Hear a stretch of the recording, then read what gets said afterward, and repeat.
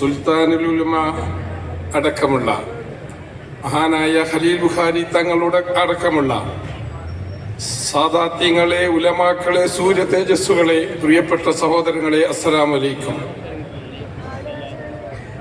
ഏറെ സന്തോഷത്തോടു കൂടി തന്നെയാണ് ഞാൻ ഇവിടെ നിങ്ങൾ അഭിമുഖീകരിക്കുന്നത്.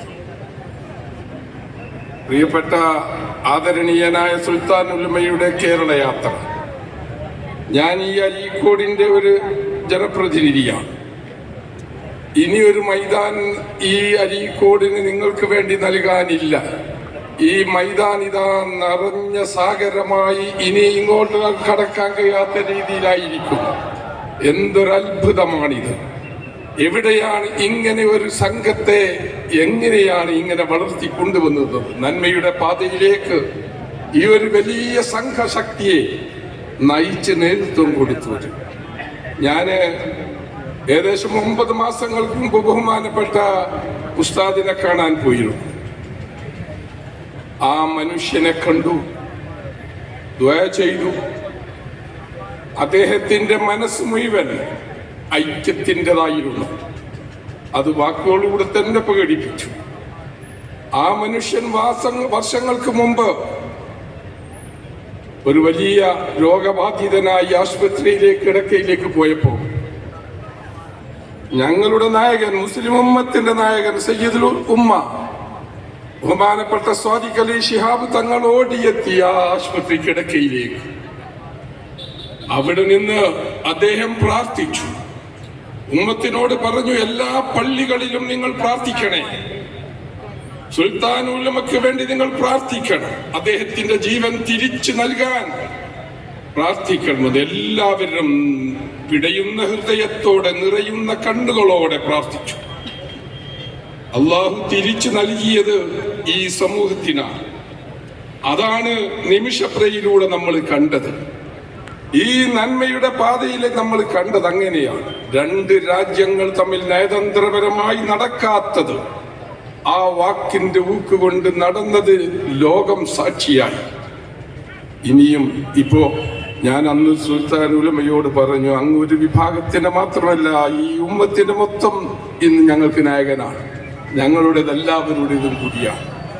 അതുകൊണ്ട് ഞാൻ ഇതിനിടെ ഒരു ബുക്ക് വായിച്ചു. അതുപോലെ തന്നെയാണ് ഒരാത്മകഥ, മാതൃഭൂമി പ്രസിദ്ധീകരിച്ച ഒരു ആത്മകഥ. പ്രതിബന്ധങ്ങളിൽ നിന്ന്, പ്രയാസങ്ങളിൽ നിന്ന് ഒരു സാമ്രാജ്യത്തെ കെട്ടിപ്പടുത്ത കഥ. അതുപോലെ തന്നെ വിദ്യാഭ്യാസത്തിന്റെ ഏറ്റവും ഉന്നതിയിൽ ഒരു ജില്ലയെ ഉയർത്തി കാണിച്ചു തന്ന കഥ. അതിന്റെ നായകനാണ് മഹാനായ ഖലീൽ ബുഖാരി തങ്ങൾ. അദ്ദേഹവും ഇതൊക്കെ എങ്ങനെയാണ്? ഇവർക്കൊരു ഇലാഹിയായ കഴിവുണ്ട്. അള്ളാഹുവിന്റെ അനുഗ്രഹം വരദാനമായി പെയ്തിറങ്ങുന്നുണ്ട്. അതുകൊണ്ട് തന്നെയാണ് ഇങ്ങനെയൊക്കെ ഉള്ളത്. ഇനി നമുക്ക് ഐക്യത്തോടെയുള്ള മുന്നോട്ടുള്ള പ്രയാണം വേണം. ഭിന്നിച്ചു നിൽക്കാനുള്ള സമയമല്ല, ഒന്നിച്ചു നിൽക്കാൻ തന്നെ ആവണം. മുഖം തിരിക്കാനല്ല, മുഖം കൊടുക്കാൻ നമുക്ക് കഴിയണം. കൈകൾ വലിക്കാനല്ല, കൈകൾ കൊടുക്കാൻ നമുക്ക് സാധിക്കണം. അങ്ങനെ ഒന്നായി ഒരു ഉമ്മത്തിന്റെ ഉന്നതിക്കും ഇസ്ലാമിന്റെ ഇസ്സത്തിനും നമ്മൾ ഒന്നായി തന്നെ നിൽക്കണം. അങ്ങനെ തന്നെ നമുക്ക് മുന്നോട്ട് പോകണം. ഞാൻ ഇന്ന് ഈ തെരഞ്ഞെടുപ്പിനെ ലഭിച്ചപ്പോൾ ചുരുക്കം ചിലരെങ്കിലും എനിക്ക് കൈ വലിച്ചവരുണ്ടായിരുന്നു. പക്ഷേ ആയിരക്കണക്കിന് കൈകൾ മുസ്ലിം ജമാഅത്തിന്റെ പ്രവർത്തകന്മാർ എനിക്ക് നേരെ നീട്ടിയിട്ടുമുണ്ട്. ഞാൻ നന്ദിപൂർവ്വം അത് ഓർക്കുകയാണ്, ഞാൻ നന്ദി പറയുകയാണ്. ഇനിയും നമുക്ക് അങ്ങനെ പോകണം. ഞാൻ ഇന്ന് ഈ ജില്ലാ പഞ്ചായത്തിന്റെ പ്രസിഡന്റാണ്. ആർക്കു മുമ്പിലും ഒരു വാതിലും ഇനി അടയില്ല.